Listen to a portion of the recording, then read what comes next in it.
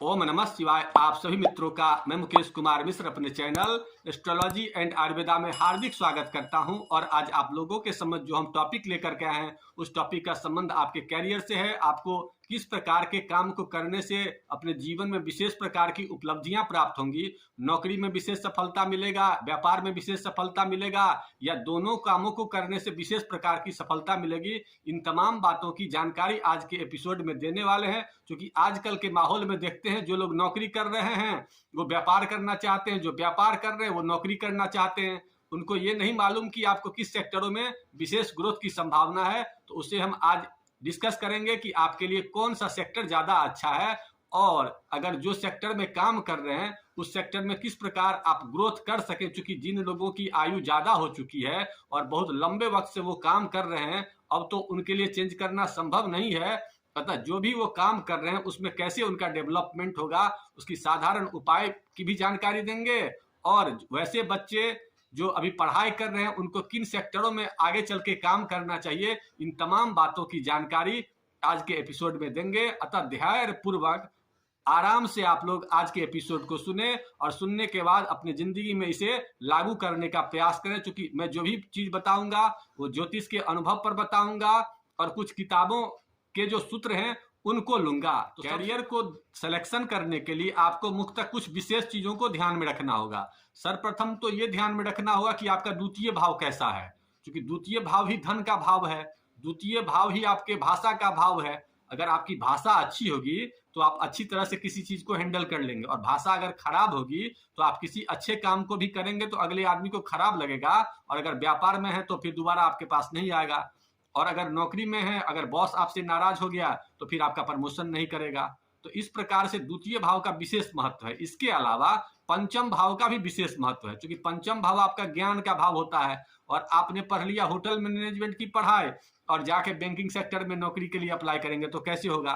पढ़ लिया आप बैंकिंग सेक्टर का और जाके कर रहे हैं आप जो है सो रेलवे में नौकरी करेंगे तो उसमें भी विशेष ग्रोथ नहीं। इसलिए ज्ञान किस सेक्टर का आपके लिए है तो उस पर विशेष ध्यान दें। इसके अलावा अगर नौकरी की बात अगर करते हैं तो छठे भाव नौकरी का भाव होता है। तो छठे भाव नौकरी करने जा रहे हैं तो छठे भाव को देखिए। अगर व्यापार करने के लिए जा रहे हैं तो सातवें भाव को देखिए, क्योंकि व्यापार का संबंध सातवें भाव से है। इसके अलावा कैरियर का जो मुख्य घर होता है वो दसम घर होता है।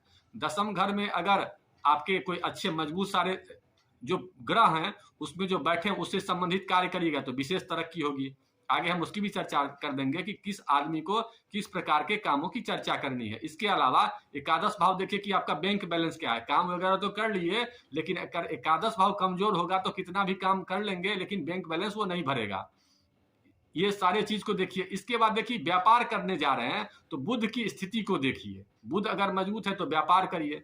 इसके अलावा नौकरी की अगर तैयारी कर रहे हैं या नौकरी कर रहे हैं तो उसमें शनि की पोजीशन को देखिए। इन तमाम बातों की चीजों को देखिए। इसके बाद अपने शरीर के मिनरल्स को देखिए कि आपके शरीर में किस तत्व की विशेष प्रधानता है। अग्नि तत्व राशियों में अगर ज्यादा ग्रह बैठे हैं तो दिमाग वाला काम से विशेष फायदा होगा। पृथ्वी तत्व राशियों में अगर ज्यादा ग्रह बैठे हैं तो मेहनत वाले कामों से विशेष प्रधानता होगा। और अगर जल तत्व वाले राशियों में ज्यादा ग्रह बैठे हैं तो किसी भी काम में स्टेबिलिटी नहीं होगी। तो इस प्रकार से बहुत सारे चीजों को देखिए। इसके अलावा एक चीज और देखा जाता है कि चर राशि में कितने ग्रह हैं। चर में अगर ज्यादा ग्रह होंगे तो बुद्धि वाला काम से विशेष अच्छा होगा। इसके अलावा चलने वाले काम में ज्यादा अच्छा होगा, मार्केटिंग वगैरह ज्यादा अच्छा होगा। और स्थिर राशि में अगर ग्रह होंगे तो बैठने वाले काम से विशेष फायदा होगा। द्विस्वभाव राशियों में अगर ग्रह ज्यादा होंगे तो दोनों प्रकार के काम आप कर सकते हैं। तो इस सारी चीजों को अपने कुंडली में देखिए और उसके बाद डिसीजन कीजिए कि आपको किस प्रकार के काम को करना चाहिए। अब किस प्रकार का काम किस ग्रह का होता है ये सामान्य जानकारी आप लोगों को हम दे देते हैं। सूर्य ग्रह का अगर आपके जन्म कुंडली से दसम भाव से प्रभाव होगा तो आपको सरकारी कार्यों से विशेष तरक्की की संभावना होगी। पैतृक जो कार्य पिता वगैरह करते आ रहे हैं वो अगर काम करिए तो उसमें भी तरक्की होगी। इसके अलावा राजनीति के कार्यों में भी विशेष तरक्की की संभावना होती है। इसके अलावा आप औषधि का भी काम कर सकते हैं। चंद्रमा जन्म कुंडली में मजबूत हो या चंद्रमा का दसम भाव से प्रभाव हो तो ऐसे से मातृ की तरफ से खूब धन वगैरह के मिलने की संभावना होती है। इसके अलावा वैसा कार्य जो जल से संबंधित होता है उसमें भी खूब तरक्की होती है। इसके अलावा जो लेखन का कार्य लेखक वगैरह बनते हैं, कल्पना शक्ति वाला जो काम करते हैं वैसे लोगों को इस काम में खूब तरक्की की संभावना होती है। और वैसा लोग जिनके जन्म कुंडली में दशम से मंगल का प्रभाव होता है, ऐसे लोग खूब तरक्की अपने जिंदगी में करते हैं। इसके अलावा मंगल अगर जन्म कुंडली में कहीं भी उच्च का होता है तो अपना प्रभाव दिखाता ही दिखाता है। और ऐसे लोगों को इंजीनियरिंग सेक्टरों में, जमीन से संबंधित कार्यों में, पुलिस के कार्यों में, सेनापति के कार्यों में, इस प्रकार के कामों में और इलेक्ट्रिकल जो भी काम होता है उसमें विशेष तरक्की की संभावना होती है। इसके बाद आता है बुध। बुध अगर जन्म कुंडली में दशम भाव से संबंध रखता हो या नहीं तो बुध कहीं भी उच्च का होगा तो ऐसे लोग ज्योतिष के क्षेत्र में विशेष उन्नति करेंगे, बैंकिंग सेक्टरों में विशेष उन्नति करेंगे। इसके अलावा ऐसे लोग सीए बन सकते हैं, वकील का काम कर सकते हैं। वाणी से संबंधित जितना भी कार्य है सब बुध के अंतर्गत आता है, तो ऐसे लोग इस सेक्टरों में विशेष तरक्की करते हैं। इसके अलावा गुरु का अगर दशम से संबंध हो जाए या जन्म कुंडली में कहीं भी गुरु उच्च का होता है तो ऐसे लोगों में विशेषतः ज्ञान से संबंधित काम है तो टीचर वगैरह का काम, लेखन का भी कार्य कर सकते हैं। इसके अलावा पौरोहित कर्म, ज्योतिष विद्या, परामर्शदाता, धर्म उपदेशक, इस प्रकार के लोग अच्छी तरह से काम करके उसमें धनोपार्जन कर सकते हैं। इसके अलावा शुक्र अगर कहीं भी उच्च का होगा या दशम भाव से संबंध होगा तो ऐसे लोगों को भाग्योदय उसके पत्नी के द्वारा भी होता है। और साथ ही साथ ऐसे लोग सौंदर्य वाले कामों में विशेष तरक्की करते हैं। इसके अलावा वैसे लोग जिसका शुक्र अच्छा होता है, ऐसे लोग ग्लैमर की दुनिया में विशेष तरक्की करते हैं। इसके अलावा साथ ही साथ ऐसे लोग गायन के क्षेत्र में, नृत्य के क्षेत्र में, इसके अलावा आपको सौंदर्य के जितने भी काम होते हैं, फूल के क्षेत्र में या होटल मैनेजमेंट के क्षेत्र में, खाने पीने के जो भी काम होते हैं उसमें विशेष तरक्की की संभावना होती है। इसके अलावा शनि जिनका दशम भाव से संबंध रखता हो या शनि जन्म कुंडली में कहीं भी उच्च का हो तो ऐसे लोगों को नौकरी में विशेष सफलता की संभावना होती है। इसके अलावा चमड़ा के कार्यों से, भूमि से के अंदर में जो भी खनिज पदार्थ होता है उससे विशेष फायदा होता है। इसके अलावा लोहा के सेक्टरों में, रेलवे के सेक्टरों में बहुत तरक्की ऐसे लोग करते हैं। और ऐसे लोगों का भाग्योदय नौकर को रखने से भी होता है। अच्छे नौकर अगर मिल जाते हैं तो उनका भाग्योदय करा देता है। इसके अलावा राहु का आपके दशम भाव से अगर संपर्क हो जाता है तो ऐसे लोगों को राजनीति में एकाएक उछाल आ जाता है। इसके अलावा ऐसे लोग सट्टा के कामों से, लॉटरी के कामों से, कुरियर के कामों से विशेष धन उपार्जन करते हैं। इसके अलावा ऐसे लोगों का भाग्योदय ससुराल पक्ष के द्वारा भी होता है। अब केतु की चर्चा करते हैं। वैसे लोग जिनकी कुंडली में केतु का संबंध दशम भाव से होता है और केतु मजबूत पोजीशन में होते हैं तो ऐसे लोग तांत्रिक क्रिया के द्वारा धन उपार्जन करते हैं। विशेषतः पौरोहित कर्म के द्वारा भी कर सकते हैं। जो भी एकांत वाला काम होता है उसमें विशेष तरक्की की संभावना होती है। इस प्रकार से आप अपनी जन्म कुंडली में ग्रहों को देखिए कि आपका जन्म कुंडली में कौन सा ग्रह मजबूत है, उस हिसाब से भी अपने सेक्टरों के निर्धारण करने में इसका योगदान होता है। अब चर्चा, इन सब चीजों की जानकारी के बाद हम लोग को ये सिलेक्शन करना है कि कैसे अब आजीविका का निर्धारण करें। तो इसमें 3 चीज का विशेष ध्यान रखा गया है कि लग्न से दशम भाव को देखिए, चंद्रमा से दशम भाव को देखिए और सूर्य से दशम भाव को देखिए। अगर उसमें कोई ग्रह बैठा हुआ है तो उससे संबंधित कार्यों को करने से विशेष तरक्की की संभावना होती है। इसके अलावा अब हम आप लोगों को कुछ उपाय बता दे रहे हैं। अगर आप जिस ग्रहों से संबंधित कोई कार्य कर रहे हैं उसमें अगर बाधा आ रही है तो इन उपायों को अपने कुंडली में बेहिचक कर सकते हैं। इसका कोई साइड इफेक्ट नहीं है। तो सबसे पहला, सूर्य से संबंधित, राजनीति से संबंधित कार्य कर रहे हैं या पैतृक कोई कार्य कर रहे हैं, उसमें सफलता नहीं मिल रही है तो आप क्या कर सकते हैं, नित्य दिन उगते सूर्य का दर्शन कीजिए। इसके अलावा हिंदू धर्म से बिलोंग्स करते हैं तो गायत्री मंत्र का पाठ पढ़िए। पिता जीवित हों तो पिता के पास कुछ देर बैठिए। पिता अगर जीवित नहीं हो तो पितृकुल के कोई भी लोग हैं उनसे आशीर्वाद वगैरह लिया कीजिए। और जो लोग इलाके के प्रमुख हैं उनके बीच में भी कभी कभी बैठने का प्रयास करिए। इससे धीरे धीरे आपके सूर्य से संबंधित जो व्यवसाय कर रहे हैं उसमें तरक्की होगी। इसके अलावा चंद्रमा का मैं उपाय बता देता हूं कि वैसे लोग जो चंद्र से संबंधित कार्य कर रहे हैं तो ऐसे लोगों को क्या करना है, विशेषतः माता की विशेष सेवा करनी है।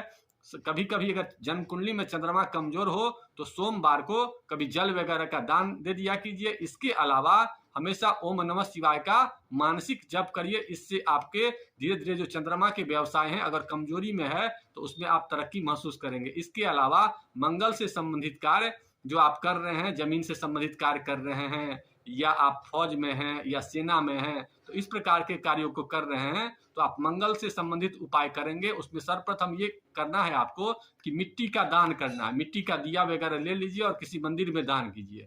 इसके अलावा कभी कभी आप ब्लड का डोनेशन कीजिए। ब्लड डोनेशन करने से भी मंगल अच्छा होता है। कभी कभी मिठाई वगैरह खरीद करके लेबर के व्यक्तियों को दान कर दीजिए। इससे मंगल से संबंधित कार्य में आपको खूब तरक्की होगी।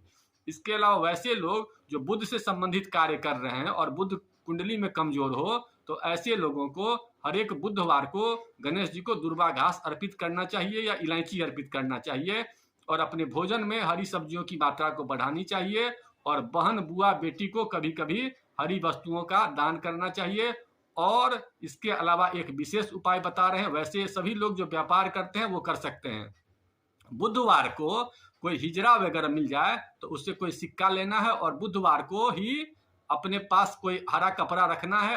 हरा कपड़ा में एक इलायची और एक उसमें आपका कौड़ी होता है, कौड़ी रख दीजिए। इसके अलावा आप चारमुखी रुद्राक्ष मिल जाए तो चारमुखी रुद्राक्ष रख दीजिए, और जो सिक्का आप लिए हैं सिक्का को डाल करके थोड़ा सा चावल रख करके और उसको अपनी तिजोरी में या जहां भी आप धन रखते हैं वहां पर उसको रख दीजिए। तो आपके व्यापार में भी तरक्की होगी और आर्थिक जो हानि हो रही है उसमें आप उससे बच सकते हैं। इसके अलावा आप गुरु की चर्चा करते हैं, गुरु से संबंधित कार्य कर रहे हैं, जैसे कि आप धर्म उपदेशक का काम है या मंदिर में पुजारी हैं या धर्म से संबंधित कोई कार्य कर रहे हैं, उसमें तरक्की नहीं हो रही है, तो ऐसे पोजीशन में आप किताब वगैरह का दान किसी मंदिर में जाके भी दे सकते हैं जहां पर पढ़ाई लिखाई का काम होता हो, या किसी स्कूल वगैरह में दे सकते हैं।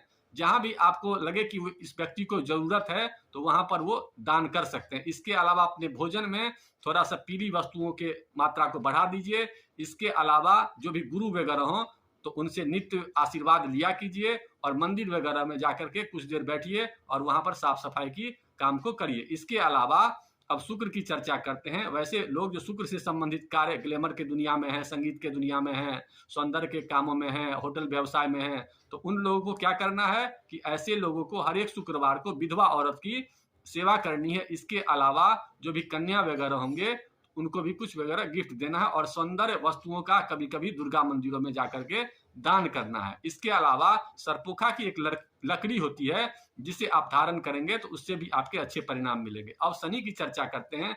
वैसे लोग जो शनि से संबंधित कार्य करते हैं उन लोगों को विशेषता, और वैसे लोग जो नौकरी में हैं और बहुत परेशानी में हैं, ऐसे लोगों को 2-3 उपाय करना है। सबसे पहले अपने आप को 7 बार लौंग लेकर के अपने उतार करके उसको जला देना है, एक उपाय ये करना है। दूसरा उपाय करना है कि देर रात बिल्कुल भी नहीं जागना है। तीसरा उपाय ये करना है कि अपने भोजन में आयरन युक्त सामानों का प्रयोग ज्यादा करना है, और नौकर चाकर की सेवा विशेष करिए। कभी काल जो भी अपाहिज लोग होते हैं उन्हें जाकर के घर से बाहर जाकर के आप शनिवार को किसी मंदिर वगैरह के सामने बैठे हों या कहीं भी जो लगे कि जो नीडी हैं और गरीब हैं उनको जाकर के दान दीजिए। ऐसा करने से आप तुरंत उसका फायदा देखेंगे। अब राहु की चर्चा करते हैं। वैसे लोग जो राहु से संबंधित कार्य करते हैं, कुरियर वगैरह का काम करते हैं, मोबाइल सेक्टरों में हैं, तो ऐसे लोगों को करना क्या चाहिए कि ससुराल का जो कपड़ा होगा उसे जरूर ही पहनना चाहिए। इसके अलावा पशु पक्षी को कुछ न कुछ दाना खिलाने का प्रयास करना चाहिए, या शनिवार को आटा वगैरह या गुड़ वगैरह मिला करके चींटी को खिलाने से भी राहु से संबंधित कार्यों में विशेष तरक्की होती है। इसके अलावा आप केतु की चर्चा करते हैं। वैसे लोग जो केतु से संबंधित कार्य करते हैं इन लोगों को हमेशा अपने ननिहाल पक्ष के संपर्क में ज्यादा रहना चाहिए, और साथ ही साथ कुत्ता को जरूर सेवा करना चाहिए, और साथ ही साथ फटा जूता चप्पल कभी नहीं पहनना चाहिए, और वर्ष में कम से कम एक बार केतु के सामानों का दान जरूर, माने चप्पल जूता का जरूर दान करना चाहिए। इन उपायों को करके आप अपने जीवन में जो भी कर्म से संबंधित बाधाएं उत्पन्न हो रही है, जो व्यवसाय से संबंधित हो, चाहे नौकरी से संबंधित हो, या फिर प्रमोशन से संबंधित बाधाएं हो रही है, तो उसके लिए भी मैं एक विशेष उपाय बता देता हूं। वैसे लोग जो प्रमोशन चाहते हैं उनको करना क्या है कि 1 लोटा तांबा का जल लेना है, तांबे के जल में थोड़ा सा अनार मिला देना है, और अनार को मिला करके भगवान सूर्य को जो है ना उससे अर्घ देना है, और अर्घ देने के बाद भगवान से प्रार्थना करना है कि हमें प्रमोशन दें, हमें नौकरी में तरक्की दें। लगभग 3 रविवार ऐसा करेंगे, और अगर हिंदू धर्म से बिलोंग्स करते हैं तो आपको गायत्री मंत्र कम से कम 11 बार जरूर ही करना है। ऐसा करने से आप देखेंगे जो भी आपकी समस्याएं हो रही है नौकरी में, प्रमोशन में, उससे आपको विशेष प्रकार के फल की संभावना होगी। अब मैं वैसे लोग जो अपने बॉस से परेशान होते हैं उनके लिए भी कुछ उपाय बता देता हूं। वैसे लोग जो अपने बॉस से पीड़ित हैं, बहुत परेशान हैं, उन लोगों को ये करना है कि शनिवार को बॉस के यहाँ जाना है और बॉस को कोई काला सामान गिफ्ट देना है। ऐसा आप लगातार अगर 3 शनिवार कर देते हैं तो बॉस से संबंधित जो बाधाएं हो रही है वो आपकी दूर होने लगेंगी। इन्हीं बातों के साथ आज के एपिसोड को यहीं खत्म करते हैं। चूंकि एपिसोड लंबा हो चुका है, लेकिन चूंकि ये ऐसा फील्ड है जिसमें इसको कम भी नहीं किया जा सकता, वैसे मैं कम से कम शब्दों में ही इन सारी चीज़ों को बताने का प्रयास किया हूँ। अगर इसमें किसी चीज़ की कमी लगी है तो कमेंट में डालिए। अगर पोस्ट अच्छा लगा है तो लाइक करिए और अपने मित्रों को भी आमंत्रित कर उन्हें भी अपने जॉब वगैरह में जो समस्या हो रही है उसके निराकरण में आप मदद कीजिए। इन्हीं बातों के साथ आज की वीडियो को यहीं समाप्त करते हैं। आप लोगों ने वीडियो देखा, इसका आप सभी को धन्यवाद। ओम नमः शिवाय।